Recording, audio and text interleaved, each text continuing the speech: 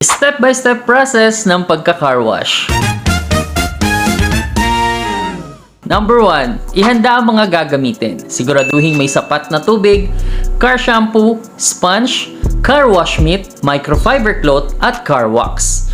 Gumamit ng car shampoo na para sa sasakyan lamang upang maiwasan ang pagkasira ng pintura. Number 2, gamitin ang hose o pressure washer para tanggalin ang malalaking alikabok at dumi bago gamitin ang sponge or mitt.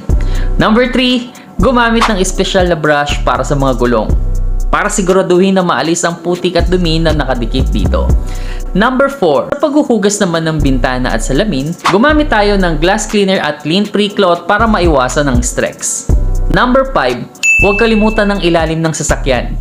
Hugasan ito ng mabuti upang alisin ang putik at dumi na maaaring makaapekto sa performance ng sasakyan. Number 6, huwag gawing matindi ang pressure ng hose o pressure washer upang hindi masira ang pintura. Number 7, alamin ang mga sulok na madalas nakakalimutan tulad ng windshield, wipers, mga gap ng pintuan at iba pa. Number 8, pagdating naman sa pagpapatuyo, pahira ng malinis na basahan o microfiber towel ang sasakyan para maiwasan ang water spots. Para manatiling maganda ang sasakyan, regular na car wash ang isa sa pinakamagandang gawin. Tips and idea para maingatan ng sasakyan? Follow for more!